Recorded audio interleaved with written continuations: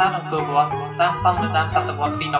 12ដោយព្រះបាទសូរ្យវរ្ម័នទី2គ្រងរាជក្នុងកំឡុងឆ្នាំ1113ដល់ឆ្នាំ1150នៃគ្រិស្តសករាជប្រាសាទអង្គរវត្តត្រូវបានសាងសង់ឡើងក្នុងទម្រង់រូបព្រះសុមេរុយោងតាមសាសនាហិណ្ឌូក្នុងព្រះសុមេរុនៅក្នុងមហាសមុទ្រគឺជាចំណុចកណ្ដាលនៃចក្រវាឡជាកន្លែងដែលពពួកទេវតារស់នៅហើយនៅជ្រុងទាំង4ជុំវិញភ្នំមានភ្នំតូចៗ4គេជឿថាព្រះអាទិត្យនិងព្រះច័ន្ទវិលជុំវិញភ្នំព្រះសុមេរុនេះឯងដោយយោងតាមអ្នកស្រាវជ្រាវតារាវិទូប្រាសាទអង្គរវត្តមានទីតាំងបូក7រយៈទទឹង13ដឺក្រេ24នាទីនិង45វិនាទីនិងរយៈបណ្ដោយ103ដឺក្រេ52នាទីគម្លាត72ដឺក្រេចេញពីប្រាសាទពីរ៉ាមីតនៅកម្ពស់ប្រាសាទ65ម៉ែត្រតាមគន្លងកាយក្រពើក្នុងវិស័យតារាវិទ្យាគោលនៃអក្សគឺជាចលនារង្វិលជុំវិញអក្សនៃរូបតំណាងតារាសាស្ត្រជុំវិញរង្វង់បង្គោលផែនដីនៃអក្សនេះមានលំនាបកម្មប្រហែល 23.5 ដឺក្រេព្រោះតែលំនាបគោលនៃអក្សធ្វើឲ្យសមកាលកើតឡើង2ដងក្នុងមួយឆ្នាំគឺ20មីនានិង22កញ្ញាហើយចំណុចកណ្ដាលនៃពន្លឺព្រះអាទិត្យស្មើនឹង90ដឺក្រេប្រៀបទៅនឹងអក្សផែនដីតាមរង្វង់ដ៏អស្ចារ្យរលកស៊ីនិចនៃមុំ30ដឺក្រេខាងជើងនិងខាងត្បូងប្រៀបទៅនឹងខ្សែអេក្វាទ័ររួមជាមួយຂະຫນាតមាសនៃផែនដីដែលមានក្រឹតគម្លាត P ស្មើនឹង 1.618 យើងអាចបែងចែកចម្ងាយសមាមាត្រចេញពីអង្គរទៅពីរ៉ាមីតគឺ 4754 ម៉ាយស្មើនឹង 19.1% ពីពីរ៉ាមីតទៅកាន់ណាសាកាគឺ 7692 ម៉ាយស្មើនឹង 30.9% ណាសាកាទៅកាន់កោះអ៊ីស្ទ័រគឺ2375 ម៉ាយស្មើនឹង 9.54% និងពីកោះអ៊ីស្ទ័រទៅកាន់អង្គរវិញគឺ 1071 ម៉ាយស្មើនឹង 40.46%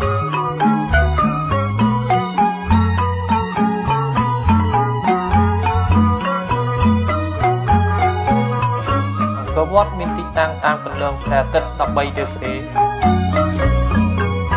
និងមានលំនាបបូក3ដឺក្រេពីកើតទៅត្បូងដូចនេះហើយជារៀងរាល់ឆ្នាំនៃសមកាលព្រះអាទិត្យតែងតែរះចំកំពូលប្រាសាទអង្គរវត្ត2ដងក្នុងមួយឆ្នាំគឺថ្ងៃទី20មីនានិង22ឬក៏23កញ្ញា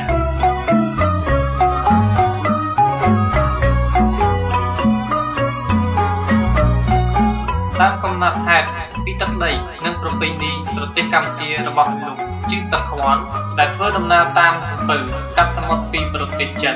រួចធ្វើដំណើរតាមទូកកាត់បឹងទន្លេសាបឆ្ពោះទៅក្រុងអង្គរបានរៀបរាប់ពីទីក្រុងដ៏ស្រស់ស្អាតជាពិសេសប្រាសាទកសាងពីមាស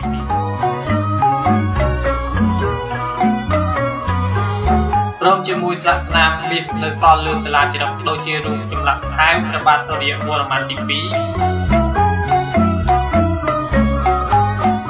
លាក់នៅខែឋានសួគ៌និងនរក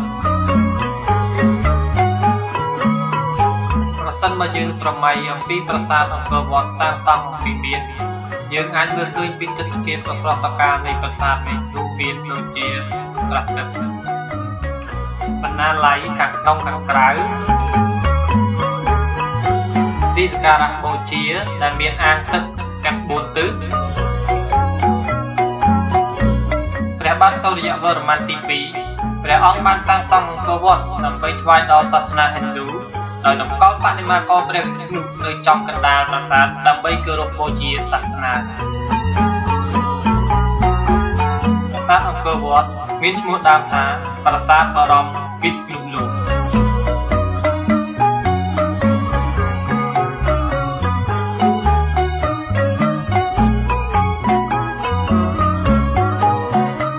បច្ចុប្បន្នប្រាសាទអង្គរវត្តមានភ្ញៀវជាតិនិងអន្តរជាតិជាច្រើនចូលទស្សនា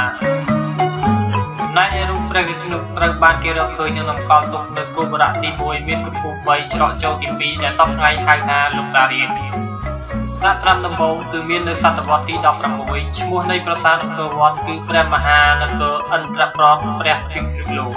ហើយក្រោយមកទៀតនៅសតវត្សទី17ហៅថាឥន្ទ្រវត្តមភានគរស្រីសុទ្ធវរវិស្ណុលោក ចំណែកឈ្មោះអង្គរវត្តគឺជាឈ្មោះសាមញ្ញសម្រាប់កំណត់បូជនីយដ្ឋានសពថ្ងៃពីកិត្តិយសស្ថិតនៅចំខាងមុខនៃគោបុរៈប្រាសាទអង្គរវត្តដែលមានចម្លាក់ជាច្រើននៅតាមថែវនីមួយៗ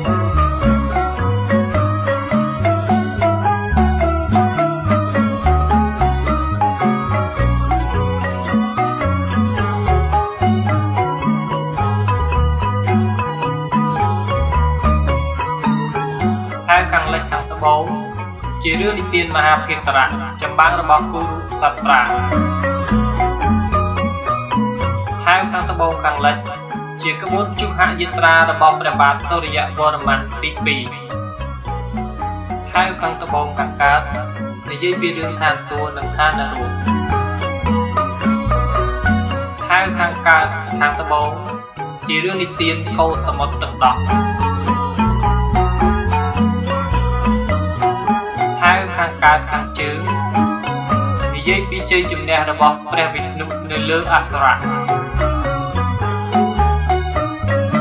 ថែវខាងជើងខាងកើតជាជ័យជំនះរបស់គ្រឹស្ណានិងបណ្ណាថែវខាងជើងខាងលិចនិយាយពីចម្បាំងរវាងទេវតានិងអសុរៈថែវខាងលិចខាងជើងនិយាយពីរឿងរាមកេរ្តិ៍ចម្បាំងនៅក្រុងលង្កា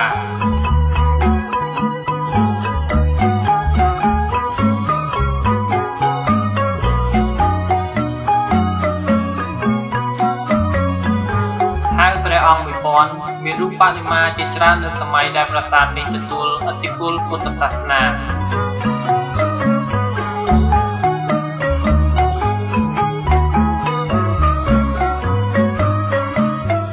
ជាន់ទី3មានតែព្រះមហាក្សត្រនិងគ្រូអាចារ្យទេ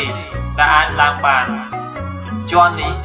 គឺជើងគ្រឹះនៃប្រាង្គទាំង5ប្រាង្គកណ្ដាលមានកម្ពស់42ម៉ែត្រពីជាន់ទី2មកនៅពាក់កណ្ដាលសតវត្សទី15ប្រាង្គកណ្ដាលនោះត្រូវបានបិទជិតដោយរូបពុទ្ធបដិមាករទាំង4ទិសជំនួសឲ្យព្រះវិស្ណុប្រសិនបើប្រាសាទអង្គរវត្តត្រូវបានរៀបចំជួសជុលកសាងឡើងវិញយើងប្រកាសជាអាចឃើញទិដ្ឋភាពដ៏ស្រស់ស្អាតនៃប្រាសាទនោះ